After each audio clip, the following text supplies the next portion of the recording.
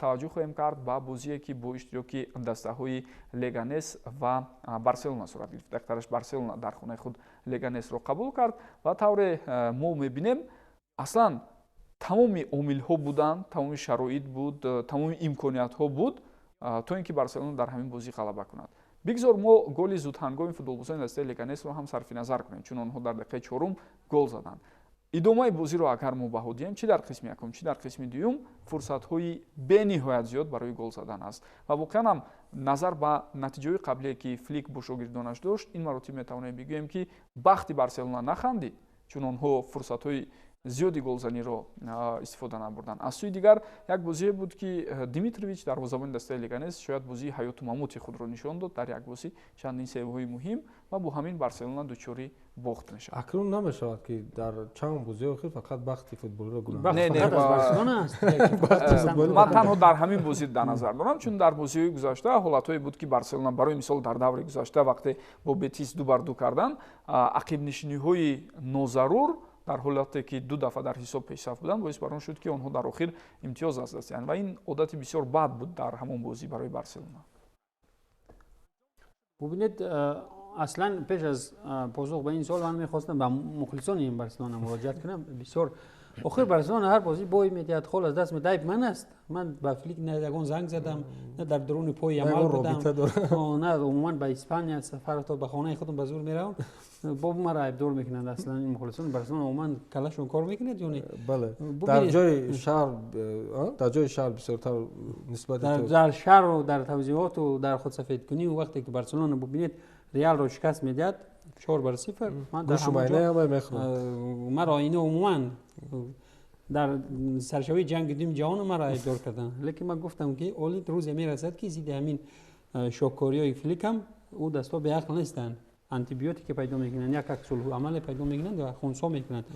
бубинед вақте ки Леганес як дастае ки дар қисмати поёнии ҷадвали Ла Лига ҳамагӣ бовар доштанд ки бо ҳисоби бузург Барселона яъне ки пирӯз мешавад. бубинед Левандовские ки 100 гол дар Лигаи Чемпионҳо, фақат 100 гол дар Лигаи Чемпионҳо дорад. Рафиньяе ки дар 6 даври Лигаи Чемпионҳо бегол аз майдон омадааст.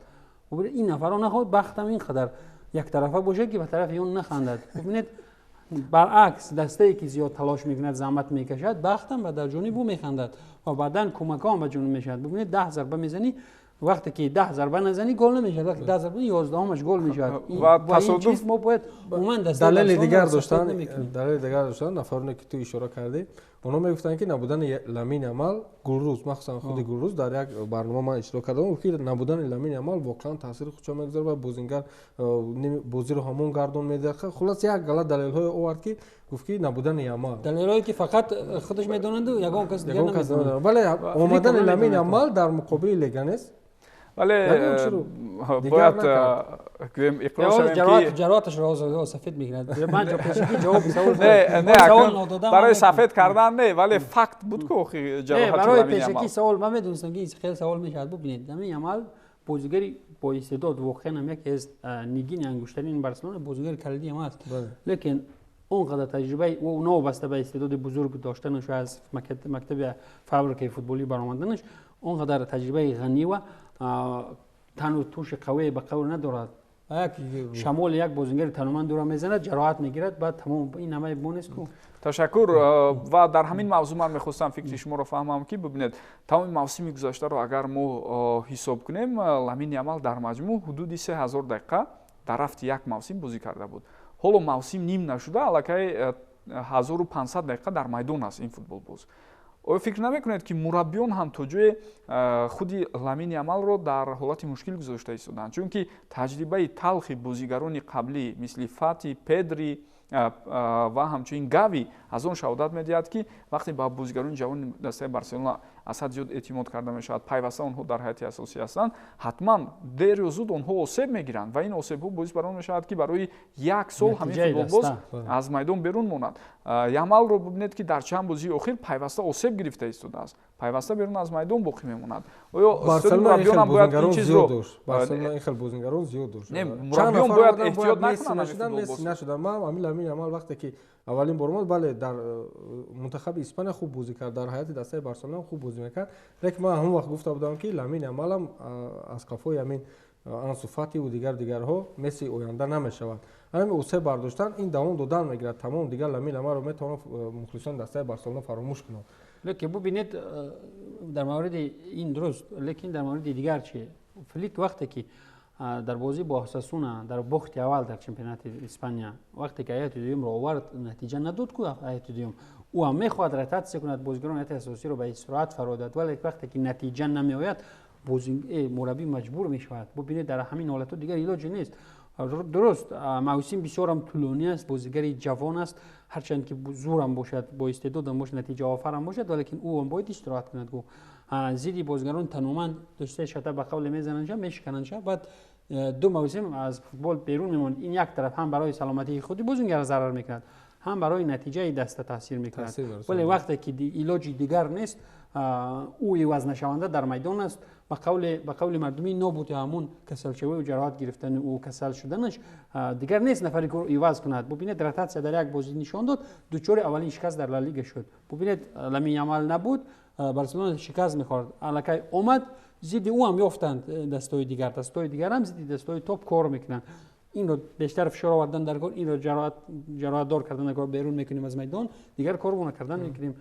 Дигар надорад бозигаре ки ивазкунандаи ӯро. Бубинед киро ба майдон мебурем, маҷбурем ки дар бозиҳои асос маҳз ӯро ба майдон биёрем. ина аз Леганес вақте ки хол аз даст метӣ, агар соз ҳам мебуд дар бозӣ бо Атлетико ҳатман Ламин Ямал дар майдон мешавад, барое ки ӯро агар дар Леганес эҳтиёт кунӣ ӯ бозиро бохт кунӣ, пас дар Атлетико ӯро умуман эҳтиёт накарда намешавад. ҳамин хеле. Баъд Барселона як чиз дигар дорад ки вақте ки як сармураббӣ навовард, атрофи ӯ ҳангомаву атрофи ӯ ҳар як воҳимаву чиҳое ки дар расонаҳои иттилоотию дар телевизионҳо миёни мухлисон мебофанд, дилхоҳ даста муқобили ин даста баъд ҷиддӣ, хеле ҷиддӣ тайёр мешавад. Буне баъд Реалро шикаст додан, дигар на бо Флик гап зада мешуд, на бо бозингаронаш, на бо Ламин Ямал, на бо рӯзноманӣ. Афсайдсозии қалбакие ки мекард, ман даъво кардам, гуфтам ки ба Атлетико ба Реал кор медиҳад, ба ки кор медиҳад? Бубинед аз кадом даста шикаст хӯрд. Умуман худат бовар доштӣ ки аз Леганес шикаст мехӯрад дастаи Барселона. Не, аз ин тоифаи дастаҳо ман бовар надоштам ки метавонанд, вале гап дар сари ин нест, гап дар сари он аст ки ба фикри инфиродии ман Флик аз будаш дида натиҷаи беҳтаринро дар аввали мавсим ба қайд гирифт, чунки дар аввали мавсим бисёре аз футболбозони дастаи Барселона дастрас набуданд. ин марҳилаи ангеза буд Парвез. Ман фаҳмидам, вале Флик дар тобистон корро дуруст кард. Флик бениҳоят аз нигоҳи ҷисмонӣ футболбозони Барселонаро ба мавсими нав хуб тайёр кард. Ин чизе буд ки дар мавсимҳои қаблӣ доимо футболбозони дастаи Барселона бо роҳбарии Хави ҳам осебҳо мегирифтанд. Бубинед чанд футболбози калидӣ, муҳраҳои асосии Барселона пайваста дар майдон нестанд. Барои мисол Де Йонг, Гави, Педри, ба навбат онҳо аз саф берун мемонанд. Ки ҳайати дастаи Барселона бо не, инҷо мушкили гап сари чӣ меравад? Мушкили дар кори духтурони даста аст. Бубинед ҳамин мавсим ҳамин мушкили дар Реал Мадрид ҳам пайдо шуд, ки ҳатто худи президенти Реал Мадрид норозигӣ баён кард аз кори Пинтус, мураббие ки ба тарбияи бадании футболбозон машғул аст ва ҳамчунин албатта кори табибон норозигӣ баён кард. Дар Барселона ҳам ҳамин мушкилӣ буд ва таъсири ҳамон ҳоло ба фикрам ба пуррагӣ рафт нашудааст. лекин ҳамун вақтое ки Ханси Флик сармураббии дастаи Бавария буд, бо директори варзиши Салиха Миҷич мудир, агар хато накунам, Ҳасан Салиха Миҷич, ҳамун як баҳсҳои хеле тӯлонӣ доштан. Баъд вай ишора кард, гуфт ки Ханси Флик сармураббии хуб нест.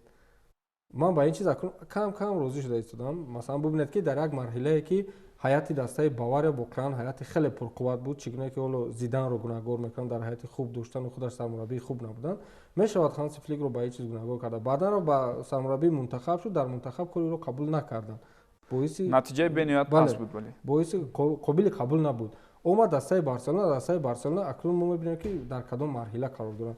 акнун ман камкам шубҳа мекунам ба зур будани Ханси Флик. баъд ба суоли Парвиз чунин посух медиҳам. дуруст оғози олӣ дошт, оғози бисёр нотакрор буд, барои ҳамин таъриф тавсифа матаби арзанда буд, валекин барои ман доим пайвастагии натиҷаҳо, бозии барқароре ки худат мегӯӣ, доштани бозии барқарор, натиҷаи осудае ки یک خیل است ببینید آمار، پیروزا مساوی آماری که همین پیروزا همین آمار رو برقرار نگاه شده در صدر جدول مهم قهرمان شدن نیست، مهم نگاه داشتن عنوان قهرمانی است در دل خود برای دل خود است. ببینید دفاع کردن قهرمانی و نگاه داشتن تناسب خودی از مهم است. از همین پیوستگی که بارسلونا ندارد بازی برقرار ندارد، از همین عامل ها سبب میشوند که ما نمیتونیم با پرگی خود فلیک را ایدار کنیم، نمیتونیم خود لامال دیگر را ایدار کنیم، برای که لامال هم قادر نیست از جهت فیزیکی که با چنین جوان بودنش چنین در شماره چنین بازی کند و بازیگران دیگر هم ندارد که او را عوض کنند. فلیک هم در وقت کریزیسی، در وقت بحرانی بارسلونا کومن نفر یگانه بود که راضی شد و کار آمد برای محبت به همین باشگاه، برای بودن یک قسمت تاریخی اون باشگاه و بعداً هم با سر او ریختن ایبدار کردن ایب در سر آخر در همون کریزیس حتی محمد جان ابوبلوی هم قبول نمی‌کرد همین بارسلونا راست میگه. رئال رو شکست دادن معنی اون رو ندارد که مثلا دستای پرقوت است یا سرمربی خوب است یا یالامال بهترین بازیگر است. این چیز عامل شدن نمیتواند. در مسیر طولانی بله در مسیر طولانی همون از روی نشاندادهای آماری مثلا همون موازنت رو نگاه داشتن است. باید یک خیل حرکت کند سرمربی زور همه خیل است. چخیلی که گواردیولا 6 7 سال اخیر این کارو میکنه. آخر موسم میبینیم که زور از چمپیون و گرفتن جایزه ها همین خیل است. بله الکی همین هفته بازی بسیار حساس بارسلونا رو انتظار مقابل اتلتیکو در چمپیونات اونجا هم بعضی چیزها عیان شدنش ممکن و چیز دیگر من میخواستم بگم که خودی همین اومدن خانسی ترفلیک هم تو جای یک گویم حالت بود که خاوی رو که گفته میشد میموند در دسته در آخرین روزها باز اعلان کردند که نه او از موسم نو میرود. در جستجوی مربیان خانسی فلیک راضی شد با بارسلونا چون او هم یکی از آنهایی بود که خیلی زیاد مراق ظاهر میکرد با همین طرح بازی و سیستم بازی که بارسلونا دارد. در اول کار البته خوب رفت ولی حالا ما انجام آن رو نمیدونم. بله این خاوی با سبب ناراضگی با رهبریت لیواندوفسکی رو مثلا یک سبب بود خواست لیواندوفسکی رو از دسته رها کنند لیکن رهبریت راست میگه لیواندوفسکی خودش چند ساله است نه گپ در سال نه برای نتیجه خوب میدهد تیکی خاصی دسته بارسلونا است. خاوی اومد این چیز رو برقرار کرده دسته بارسلونا. اونها باید به اسلوب تیکی تاک بازی میکردن اما لیواندوفسکی اون بازیگر نیست که به اسلوب تیکی تاک مثلا یک بینی که در مرکز میدان باشه از کنار چپ بازی کند. بازیگران در دوره‌های گواردیولا و لوئیس انریکه و دیگران آزاد بودن، در موقع آزاد بازی میکردن. در کجایی که مثلا امکانیت پیدا میشد اونها پیدا میشدن. خاوی هم این چیز رو برقرار کرد یک نوع برای خودش برای با بازیگرانی که به تجربه بودن با بازیگرانی که مثلا با اسلام میگه مکتب بچه بودن. ولی لیواندوفسکی او بازیگر نه لیواندوفسکی اسلوب بازیش با کلان در دسته باواریا طور میگه در دسته رئال مادرید حتی طور میگیره اما در بارسلونا این خیلی بازیگران لازم نیستن. در بارسلونا بازیگران لازمن که گرد میدان تاپ خورند و خیلی چالو باشن چالو باشن در فشار آوردن دسته بارسلونا که از بردهای اساسی دیگر فشار آوردن بر سر بازی ما دیگر فشار نمیبینیم از جمله فوتبال بازی دسته بارسلونا که اونها توپ رو گیرن بعد یک تیک تاک میکنن تیک تاک در آخر به معنی من با فکر شما راضی ام ولی فردوس قسما من با فکر شما راضی ام ولی گپ در سر این است که خواهش دسته دیگر جو مشکلی هایی که همیشه بروز بارسلونا دارد دیگر جو است. بارسلونا دیگر نمیتواند با بزرگ برای دو با 70 80 میلیون یا 100 میلیون یورو یک فوتبال باز یک بازیگر خط هجوم رو جلب کند در حالی که لیواندوفسکی رو داشتن بازیگران به فایده خریدن. درست است این مدیریتی گویم نادرستی دسته بارسلونا است. موسم 2016 و 17 که آغاز شد تا امروز دوام یافته است و حتی بسیاری از این مشکلی ها برطرف نشدند که دسته بارسلونا قرضدار کلان هم هست. و در رفت همین بازی دوستان گرامی چون در ابتدا درباره امکانات های بارسلونا ما گفتیم باید قید کنیم که ژول کونده نفری بود که فرصت های بهترین داشت حتی در دقیقه پایانی همین رقابت امکان بود او حساب رو برابر کند اما از همون فرصت ها استفاده نبرد و با همین بارسلونا در خانه خود از لگانس مغلوب می شود. اکنون دوستان گرامی نتیجه های باقی مانده دوری مذکور رو پیشنهاد شما میکنیم. مختصر درباره نتیجه ها من گفته میگذارم. دسته ریال مادرید در این دور مقابل رای والکانو در سفر بازی کرد 3-3 کامبک بسیار زیبا داشت. ریال بعد از حساب 2-0 حساب رو 2-3 کردن اما در آخر گل سر دادن 3-3 شد و دسته اتلتیکو با مشکلی هم باشد 1-0 خطافه رو شکست داد. در جدول اکنون بارسلونا پیشرفت است. اتلتیکو از حساب امتیازها با این تیم برابر شده است. ریال مادرید باشد در زینه سوم 37 امتیاز دارد و در زینه چهارم اتلتیک بیلبائو با 33 امتیاز موقع گرفته است. در قسم پایانی اسپانیول، والیادولید و والنسیا ҳоло ҷо гирифтаанд бинандагони гиромӣ.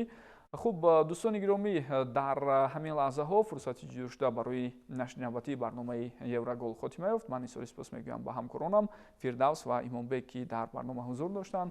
мо ба қадри имкон тамоми он бозиҳое ки ин ҳафта дар топ 5 лигаҳо буданд мавриди таҳлилу баррасӣ қарор додем. то дидорҳои дигар худ ва наздиконатонро эҳтиёт кунед. сеҳатманду пирӯз бошед. хайр. Jazakallah khairan.